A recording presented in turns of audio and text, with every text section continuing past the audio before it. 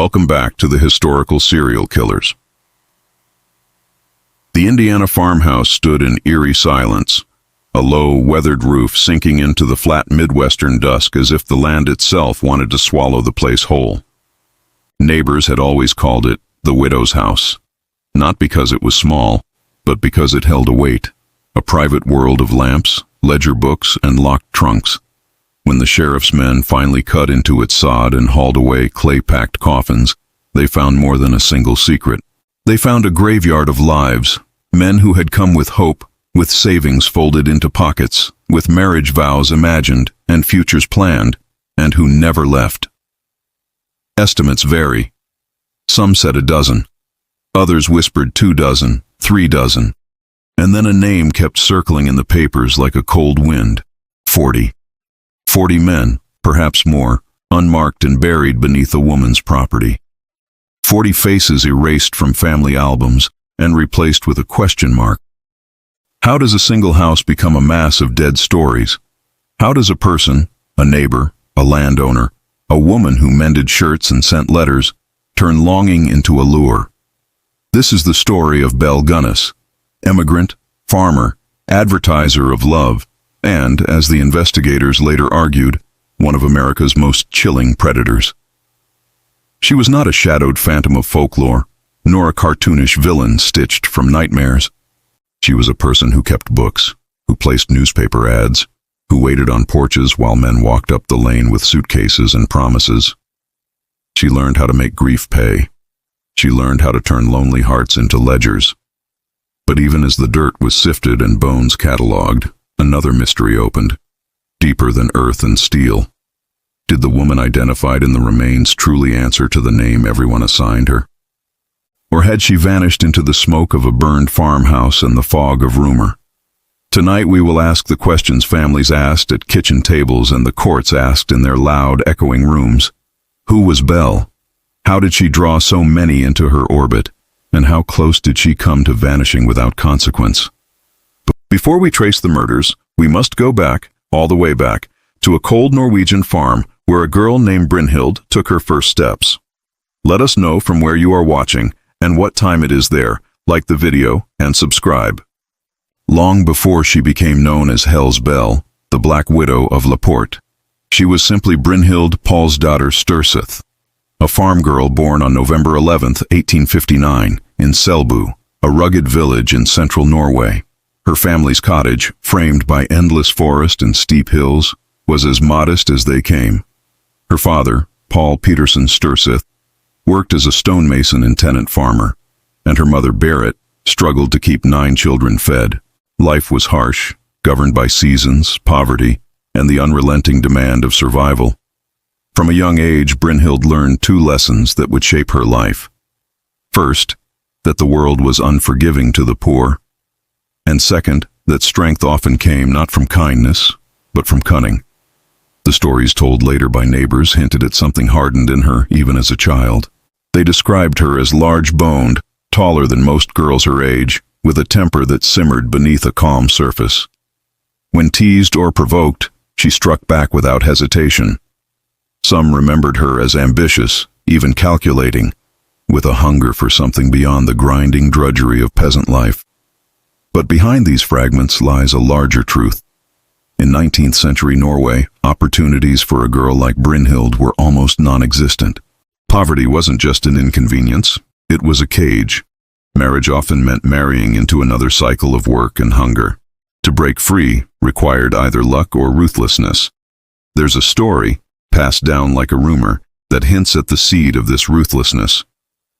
As a teenager, Brynhild reportedly became pregnant by a local man of some wealth. When she confronted him, demanding that he take responsibility, he struck her hard in the stomach.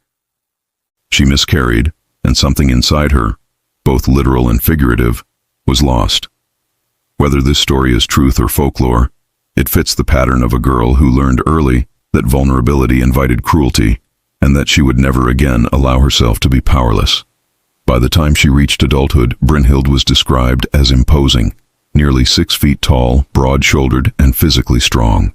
While other women in her village bent beneath domestic duties, she carried herself with an almost intimidating confidence. Yet beneath that strength lay dissatisfaction. She wanted more than Norway could offer. The late 19th century was a time of great migration from Scandinavia to America. Letters home told of fertile land, wages beyond imagining, and opportunities for independence. For someone like Brynhild, America was more than a dream. It was an escape hatch. In 1881, at the age of 22, she boarded a ship and left Norway behind forever. She carried little money, but an abundance of determination. On that voyage across the Atlantic, she shed not only her homeland, but also her name. Brynhild Paulsdatter Sturseth would become Belle. Arriving in Chicago, Belle entered a world that was both dazzling and dangerous. Chicago was growing into an industrial powerhouse, its skyline climbing with steel, its streets thrumming with immigrants speaking a dozen different languages. Jobs were plentiful, but survival was still brutal. For women especially, the labor was relentless. Seamstresses bent over machines, maids working endless hours, factory hands inhaling dust and smoke. Belle worked where she could, saving what little money she earned, always with an eye for advancement. She was no ordinary immigrant girl. She carried herself with a self-assurance that drew notice. Some accounts describe her working as a servant, others as a butcher's assistant, which, if true, may have given her an early familiarity with knives, carcasses, and the mechanics of dismemberment. But survival in Chicago required more than muscle. It required adaptation. Belle quickly learned the rhythms of the city, the value of appearances, and the opportunities hidden within human relationships.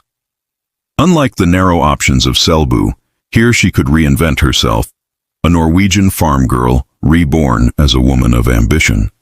Yet, ambition in Belle's case was always shadowed by something darker. Beneath the immigrant optimism, there lingered a cold pragmatism. She wanted not just to survive, but to prosper. And she was willing to calculate, manipulate, and even exploit to achieve it. By the time she was in her 30s, Belle had positioned herself for a new chapter, one that would change the trajectory of her life forever. In 1893, she married a fellow Norwegian immigrant named Mads Sorensen. On the surface, it looked like a union of stability. But in reality, it marked the beginning of a pattern. Belle had discovered the financial rewards of death. The story of Belle Gunness, the widow who buried men on her farm, would not truly begin until her marriages unlocked a dark and profitable lesson. Insurance money pays better than love. When Belle Gunness married Mads Sorensen in Chicago in 1893, the match appeared, at least to the outside world, as perfectly ordinary. Both were Norwegian immigrants, both shared the same cultural roots, and both seemed to be chasing stability in a city that could swallow the weak whole. Mads ran a small business, while Belle managed the household. For Belle, it was a step forward, not just companionship, but security. But security was never enough for Belle. Her ambitions stretched further than daily bread and a warm home. Neighbors later recalled how she spoke often about money, about the importance of investments, about insurance. She seemed obsessed with it, not in the cautious way of a thrifty immigrant, but in the calculating way of someone who saw in policies and premiums an opportunity. Soon after their marriage, tragedy struck. Several of Belle and Mads' children died in infancy. Officially, their deaths were attributed to acute colitis, a vague diagnosis at the time, covering everything from food poisoning to illness. But colitis also happened to mimic the symptoms of poisoning: nausea, diarrhea, severe abdominal pain. Doctors, with their limited tools and knowledge, wrote death certificates without suspicion. For Belle, these tragedies came with financial consolation. The children had been insured, and Belle collected. In a time when mothers were expected to weep openly and wear grief like a garment, Belle's stoic demeanor unsettled those around her. She shed few tears, moved forward quickly, and reinvested the money into the household. Then, in 1900, Mads himself died. The story Belle told was almost grotesque in its coincidence. She explained that her husband had suffered from an enlarged heart, and on the day of his death, he had been taking medication for it. When the doctor arrived, Belle presented the body and offered her explanation with unnerving calm. But here is where the details twist into something stranger. Mads had 2 life insurance policies. one that was expiring on the very day he died, and another that had just gone into effect. The overlap was a single, narrow window of time, and somehow, on that very day, Mads Sorensen collapsed and died. Belle collected both policies, a sum worth thousands of dollars at the time, enough to set her on a new trajectory. The community whispered. Some neighbors claimed Belle had pressed for Mads to take out the new policy, insisting it was for their future. Others noted her lack of visible grief. But in the early 1900s, suspicion rarely translated into conviction.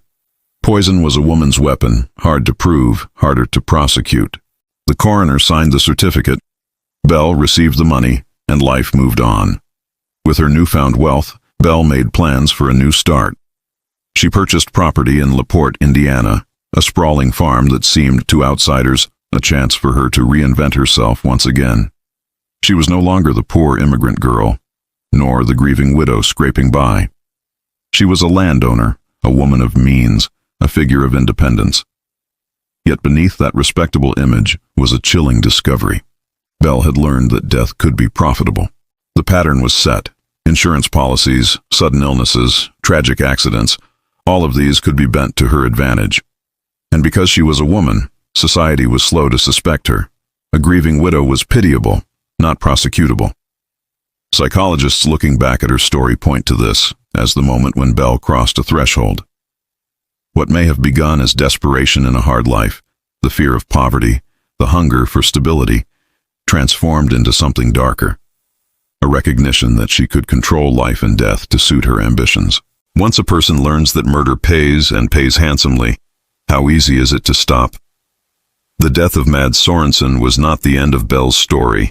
It was the beginning of something far more sinister. With cash in hand and land in Indiana, Belle moved to LaPorte. There she would remarry, and the cycle of accidents would resume. Only this time, the scale of her violence would escalate beyond anything the quiet farming town could have imagined. LaPorte, Indiana, in the early 1900s was a quiet farming community, the kind of place where gossip traveled faster than the train that cut across its edge. Rolling fields, tidy barns, and Lutheran churches defined its rhythm. To outsiders, it was the picture of safety. But for Belle Gunness, it was more than a retreat into pastoral calm. It was a stage, a wide farmstead where she could construct her next act. With the money she'd collected from her husband's death, Belle purchased a large farmhouse on the outskirts of LaPorte. Neighbors described the property as respectable, even prosperous. Fertile land, a barn, livestock, and plenty of space for a growing family. She moved in with her 3 surviving children and presented herself as a hard-working widow determined to build a life through grit and perseverance. For a while, that's exactly how it looked. Belle was seen working long hours, running the farm, managing her household with impressive efficiency. She was tall, broad-shouldered, with an intimidating presence, not conventionally beautiful, but commanding. Many in LaPorte admired her strength. But others felt an unease they couldn't quite name. Something about Belle's eyes, they said. Something about the way she looked at you, as if calculating, weighing. It wasn't long before Belle remarried. In 1902, she wed Belle Gunness, another Norwegian immigrant and widower. For Belle, the marriage seemed practical. Peter was skilled, steady, and could help manage the farm. But almost immediately, tragedy struck again. Just 1 week after the wedding, Peter's infant daughter, from his previous marriage, died while left in Belle's care. The cause was uncertain, but locals whispered. Then, only 8 months later, Peter himself was dead. The official story, as told by Belle, was that Peter had suffered a freak accident in the kitchen. A heavy meat grinder, she claimed, had fallen from a shelf and struck him on the head. The explanation sounded absurd, even in 1902. Neighbors struggled to picture such a bizarre accident, and when the coroner examined Peter's body, he raised an eyebrow. The wound looked more like a deliberate blow than a clumsy mishap. Still, in a time when forensic science was limited, and when widows were pitied rather than accused, the death was ultimately ruled accidental. One of Peter's relatives, however, was not so convinced. His teenage daughter reportedly confided in classmates that her stepmother, Belle, had murdered her father. She was said to be terrified of Belle convinced that her stepmother was dangerous. But before her warnings could take root, she was sent away to live with relatives. Her voice was silenced, and Belle's farm continued to operate as if nothing had happened. Belle was now widowed again, and once more she collected a life insurance payout. With every death, her wealth grew, and with it, her confidence. She had mastered the art of playing the part. The grieving widow, stoic but strong, respected by her community. Neighbors pitied her misfortunes. Few considered the possibility that misfortune had a hand guiding it. But Belle's ambitions were no longer confined to insurance payouts. She had land, she had a reputation, and she had a new idea. By the early 1900s, many Norwegian immigrants in America were lonely men, separated from their families, working far from home, eager for companionship and stability. They read newspapers printed in their native language, and in those pages, Belle saw her next opportunity. She began placing advertisements in the Norwegian language press, describing herself as a prosperous widow with a large farm in need of a capable husband. Her words were careful, crafted to appeal to men who dreamed of independence, wealth, and love. She promised security, a good home, perhaps even partnership. To the men reading, Belle was not a predator. She was a chance at a better life. And so, they came. One by one, men began arriving at the Gunness farm in Laporte. Neighbors noticed the pattern. A stranger with a suitcase, sometimes carrying cash or fine belongings, would walk up Belle's lane. For a few days, smoke from the farmhouse chimney rose higher than usual. Meals were cooked. Laughter might even be heard. Then, silence. The stranger would never be seen again. At first, people assumed the men had moved on, or that the relationships had simply failed. But as the disappearances stacked up, the whispers returned. Belle Gunness, the strong, stoic widow with her quiet farm, was no ordinary neighbor. Something was happening behind her doors and beneath her soil. The farm in Laporte, Indiana, had become something darker than a homestead. It was turning into a graveyard of promise, a place where love letters ended, where savings vanished, and where men walked in but never walked out. By the time Belle Gunness had settled into life in Laporte, her plan had fully crystallized. No longer relying on the slow trickle of insurance money from accidents, she had found a new and more efficient machine for generating wealth: lonely hearts. Her advertisements were deceptively simple. Published in Norwegian-language newspapers across the Midwest, they read something like this: "A woman of means, owning a large farm in one of the finest districts of LaPorte County, Indiana, desires to make the acquaintance of a gentleman equally well provided, with a view to joining fortunes. No replies by letter considered unless sender is willing to follow answer with a personal visit." It was bait carefully designed to appeal to immigrant men. Thousands of Norwegians, Swedes, and other Europeans had left their homelands to work in the United States. Many toiled in lumber camps, factories, or railroads, hard jobs that left them isolated and longing for stability. They dreamed of marriage, a farm of their own, a partner who could ease their loneliness. Belle offered all of it. The process of the lure. The formula was nearly flawless. Belle's letters radiated warmth, stability, and above all, opportunity. She instructed her suitors to liquidate their assets, bring their savings in cash, and travel to Laporte ready to prove their commitment. "Take all of your money out of the bank," she often urged, "for we will need it to build our life together." And so, men arrived. Middle-aged farmers, widowers, younger men with ambition. They carried cash, jewelry, watches, even deeds. Neighbors saw them step off trains, their faces full of hope, their suitcases packed with everything they had left. They would arrive at Belle's farm, eat meals at her table, sometimes be spotted working on her land or shopping in town with her. Then, inevitably, they would disappear. When questioned, Belle always had a ready explanation. The man had grown restless and left, or had gone west to seek better opportunities, or had simply changed his mind about marriage. But her farm carried secrets that silence couldn't erase. The neighbors' unease. Laporte was not a city where strangers went unnoticed. Neighbors soon began whispering about the endless stream of men who walked into Belle's life and seemed to vanish. A farmhand named Ray Lamphere, who sometimes worked for Belle and harbored feelings for her, later told people what they suspected, that those men hadn't left town at all. They were buried on the farm, beneath the orchards, the hog pens, and the black Indiana soil. Even before the discoveries, Belle's farm exuded unease. She was seen digging at odd hours, sometimes under the cover of darkness. Her hogs were enormous, almost unnaturally so, and Belle fed them liberally. People wondered what she was putting into the troughs.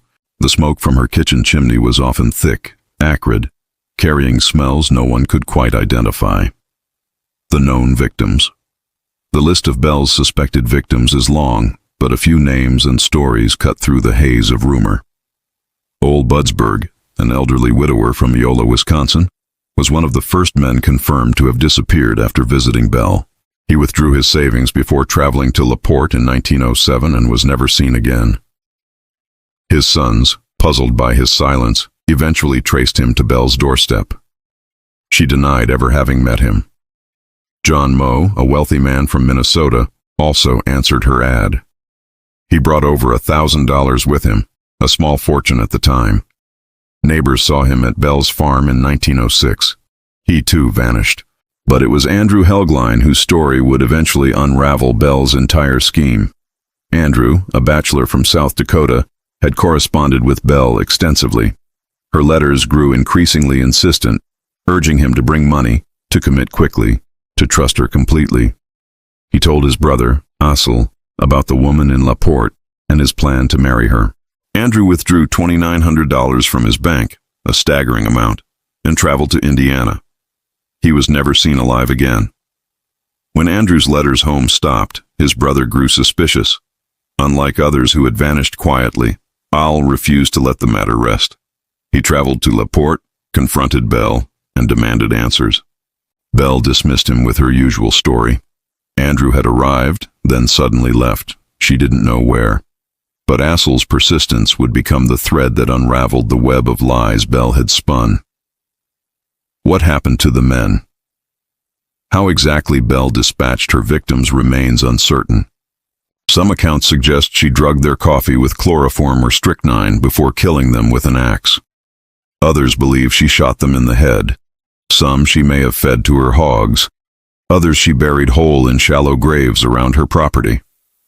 What is certain is that she killed quickly, stripped them of valuables, and concealed their bodies with practiced efficiency. Psychologists looking back at Belle's methods argue that her killings combined both practicality and pathology. On one hand, the murders were transactional, a way to acquire wealth and maintain control. On the other, the sheer number of victims suggests more than necessity. Killing became routine, perhaps even compulsive. The farm was no longer just a place of labor. It was a killing ground. The hidden graveyard. When authorities eventually unearthed the farm, they found dismembered remains scattered across the property. Torsos, limbs, bones packed into burlap sacks. The victims were not buried with dignity, but discarded like refuse. Some bodies were so decomposed they could never be identified. The count of victims rose quickly, 10, 15, 20. Some estimates placed the number closer to 40.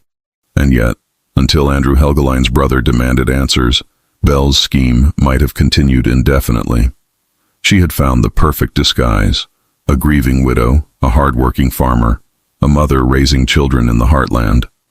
In early 20th century America, few could imagine such horrors hidden behind the face of a woman. But Belle's downfall was approaching. The brother of one missing man was knocking on her door, neighbors were growing restless, and the authorities were beginning to ask questions.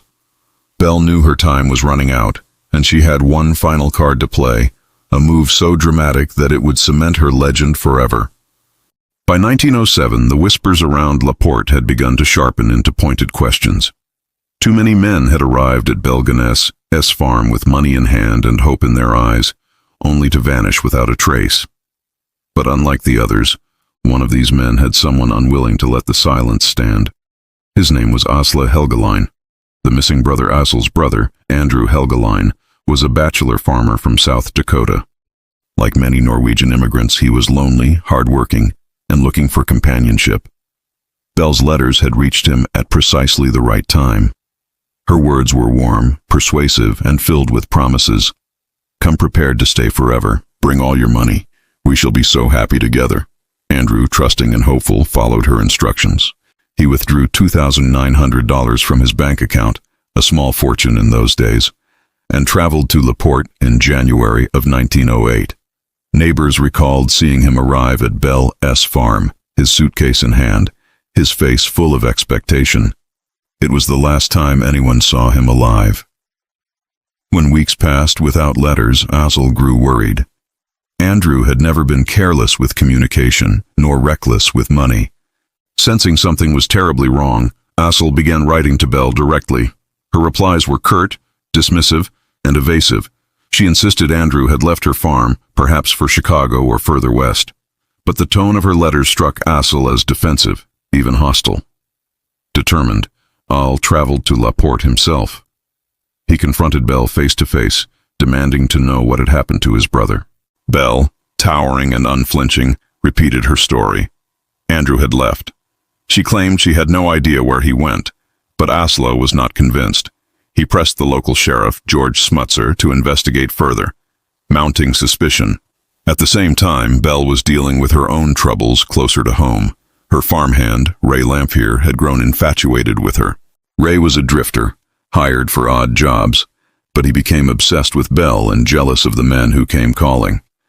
Belle, in turn, used his devotion when it suited her, but kept him at arm's length. When she rejected his advances and fired him in early 1908, Ray turned bitter. Soon Ray was telling anyone who would listen that Belle was dangerous. He hinted at buried bodies, whispered that the men who came to the farm never left. At first, townsfolk dismissed his claims as the ramblings of a jealous lover. But when Asle Helgeline's questions reached the sheriff's desk, those rumors began to sound more plausible. Belle, ever perceptive, realized the walls were closing in. Asle was persistent. The sheriff was circling. And Ray Lamphere, once her loyal laborer, was now a liability. Belle knew she had to act. The fire. On the morning of April 28, 1908, flames engulfed the Gunness farmhouse.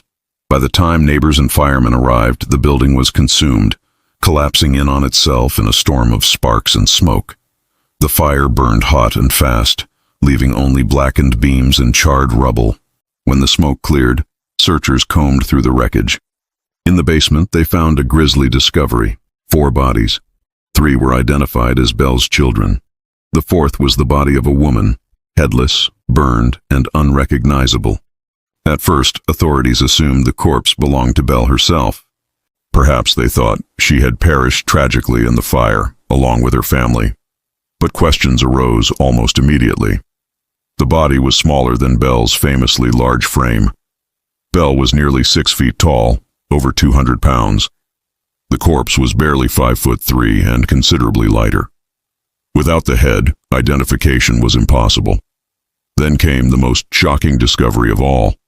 As investigators began digging through the farmyard, following up on the whispers and suspicions, they unearthed body after body.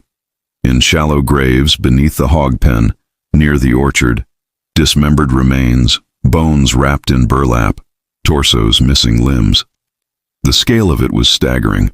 Men who had vanished over the past several years were suddenly accounted for, their belongings still tucked in the dirt. Among them eventually was the body of Andrew Helgeline. His corpse, partially dismembered, was positively identified thanks to personal items he carried. Asle's suspicions were tragically confirmed.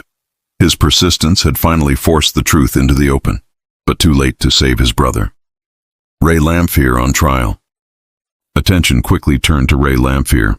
He had threatened Belle, spoken openly of bodies on her property, and was seen near the farm the morning of the fire.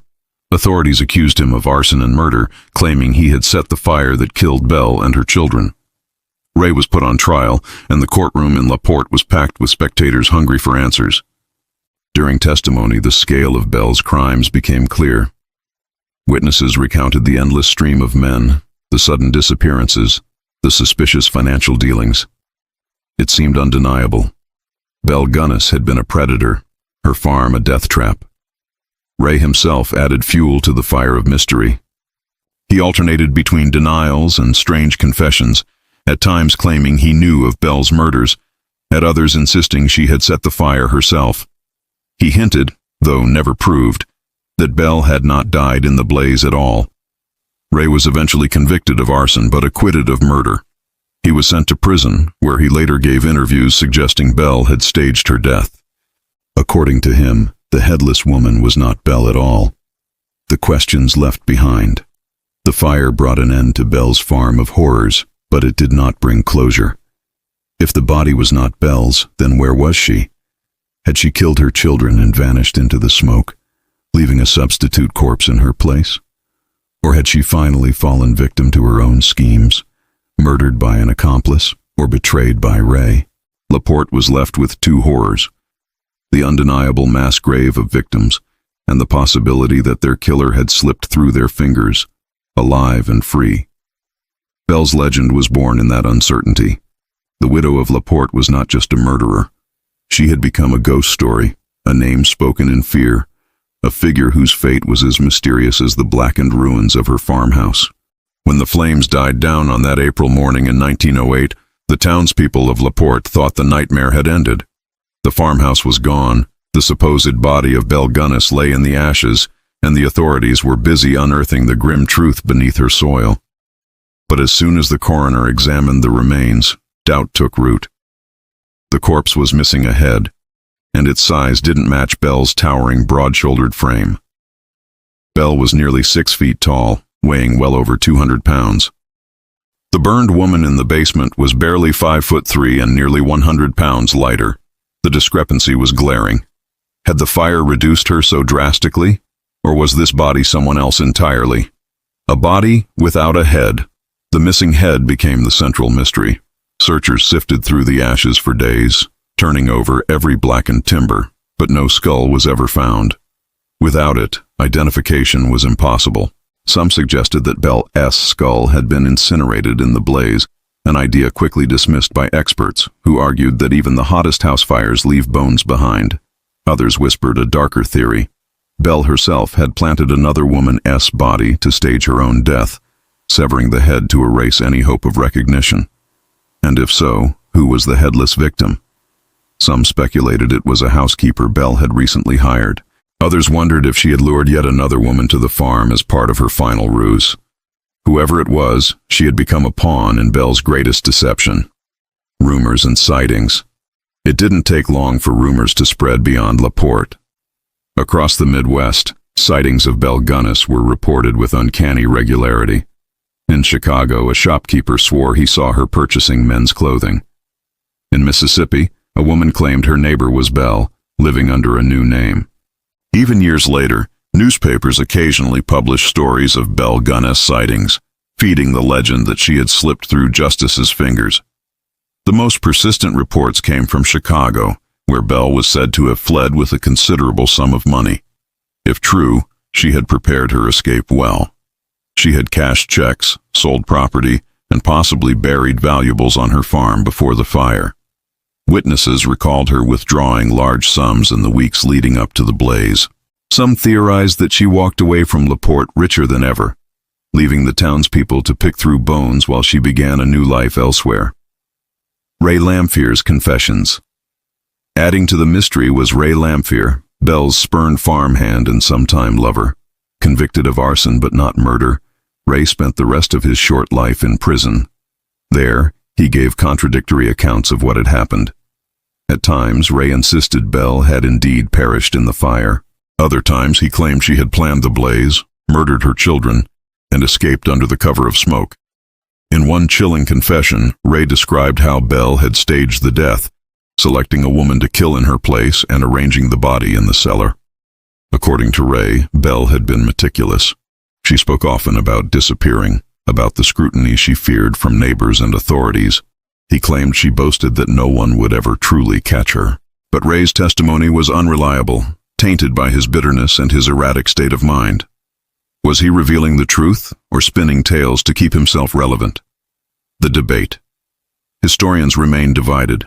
Some argue Belle perished that morning, her size diminished by fire, her missing head simply lost in the wreckage. Others contend the body was a decoy and that Belle escaped to live under a false name. The lack of forensic science at the time left the case wide open. DNA testing, decades later, attempted to bring closure, But the results were inconclusive. The samples degraded beyond certainty. What makes Belle's supposed escape so haunting is not just the uncertainty, but the psychology behind it. She had built her fortune on deception, fake identities, false promises, lies sent through the mail. For her to vanish into another life was the ultimate extension of her craft. And so the legend persists. Was Belle Gunness buried beneath her own ruined farmhouse? Or did she slip into the crowd, boarding a train with her money and a new name, watching the smoke of Laporte fade behind her?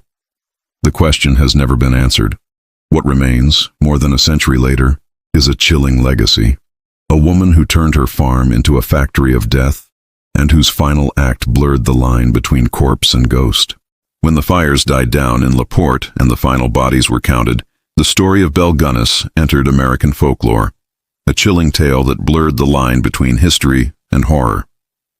She was not the first killer of her kind, but she became something rare. A woman whose name stood alongside the most infamous serial murderers of all time. In total, authorities unearthed the remains of at least a dozen victims on her farm. Many more were believed to have been destroyed, consumed by hogs, or lost to time. Some estimates stretched to 40, perhaps even more. The true number will never be known. Each victim had a name, a story, a family left behind in confusion and grief. They were farmers, laborers, immigrants who carried their hopes and their life savings to Indiana, only to meet death at the hands of a woman who promised them companionship. Belle Gunness's crimes unsettled the public not only because of their scale, but because they defied expectations. At the turn of the 20th century, society rarely imagined women as killers, let alone calculated predators.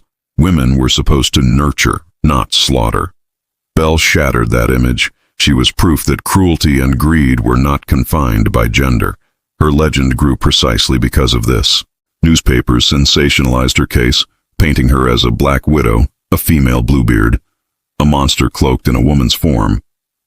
Over time, her story became exaggerated, feeding into myths of the femme fatale and the murderous widow. But underneath the headlines lay something deeply human, a portrait of a woman driven by ambition, shaped by hardship, and ultimately consumed by her own hunger for control. The question of her fate remains the most haunting part of her story. Did she perish in the fire, or did she slip into obscurity under another name? That uncertainty kept her alive in the imagination of generations. Each rumored sighting became a ghost story. Each unanswered question, another reason to believe she had outwitted the law. Today, Belle Gunness stands as a case study in both crime and psychology. Criminologists point to her as an example of how financial motive can escalate into serial killing. Psychologists see in her behavior traits of psychopathy, manipulation, lack of empathy, calculated risk-taking. And historians note how the limitations of early forensic science allowed her to thrive in the shadows for so long. In the end, Belle's story is not just about one woman's evil. It is about the vulnerabilities she exploited, loneliness, trust, and the blind spots of a society unprepared for someone like her. She turned love into bait, promises into weapons, and her farmhouse into a graveyard. More than a century later, the soil of Laporte has been tilled, built upon, and reshaped, but the legend of Belle Gunness lingers like a ghost. For every unanswered letter, for every vanished man, and for every rumor of her escape, one truth remains. She left behind a legacy of terror that still chills the bones. Belle Gunness was not just a widow of Laporte. She was the widow who buried men by the dozens. A reminder that sometimes the darkest killers do not lurk in the shadows, but sit waiting on the front porch, smiling, promising love,